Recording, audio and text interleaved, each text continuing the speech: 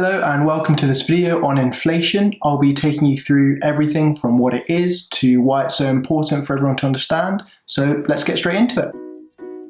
First up, what exactly is inflation?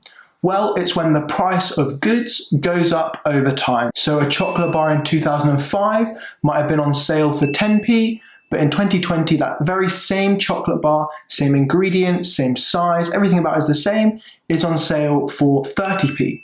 And that might be due to inflation. The price of the chocolate bar has gone up. This is important because the higher inflation is, the quicker our money loses value. If we think back to that same example, the same 10p coin that would have bought a chocolate bar in 2005 can no longer buy a chocolate bar in 2020. It's the equivalent of only a third of a chocolate bar.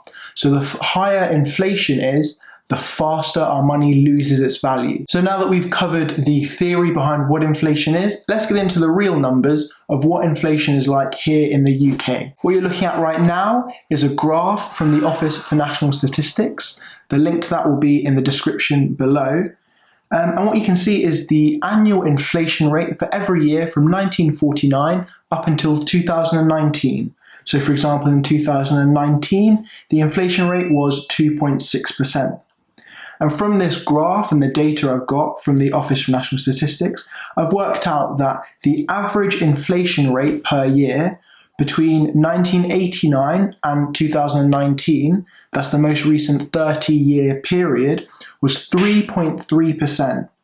And if you want to take a more historic view of things, the period between 1949 and 1920, the inflation rate was 5.3%, and that's over a 70-year period. And when I'm saying the average inflation rate, I'm using the mean to calculate this. So things have gone up in price quite significantly every year, as we can see from that graph. And that affects you and me, especially when you think about how much your money is growing in a savings account. This is about interest rates. If you haven't heard about the recent headlines about interest rates, I suggest checking out a video I made discussing exactly that. And what this means for you and me is that if we want our money to hold its value and its buying power over the years, we need it to grow by the same amount as inflation. I'd just like to add on as a little caveat that just because inflation is increasing, it doesn't mean the price of everything is going up. It's an average taken across all the goods in every single sector. So it might be that, for example, a loaf of bread might not increase in price every year, but the overall price of goods has gone up because there have been significant increases in other sectors. And this is so important to understand right now because as of March 2020, the Bank of England in the UK added £200 billion to its reserves. This is the same as effectively printing £200 billion and injecting it into the UK economy.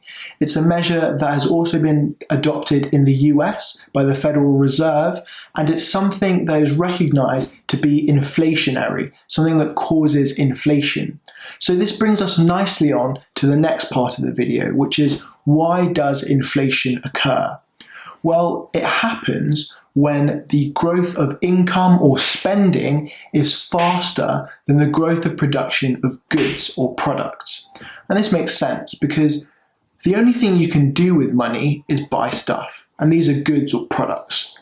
So if the amount of products isn't really going up that much, but there's loads more money suddenly circulating in an economy, then each sort of unit of money, each pound, becomes inherently less valuable because there's a plentiful supply of money. There's not as much or a corresponding increase in demand for that money.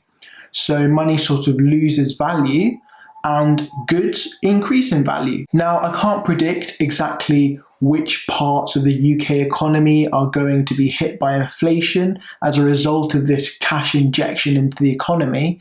And I also can't predict how great that increase is going to be. But what I can say is that this is a long-standing thing. Inflation has been around for a long time. And so regardless of what the government or the central bank does, it's here to stay. And it's important to understand so that we can do things to try and protect our money from losing value due to inflation. And that brings us nicely on to the last bit of this video. What exactly can we do about inflation? Well, in a nutshell, that's what investing is here for. You want to try and put your money into a vehicle that is going to grow at least at the same amount of inflation so that your money can hold its value. And this is far better than just putting it in a savings account where you know for sure that your money is going to be shrinking.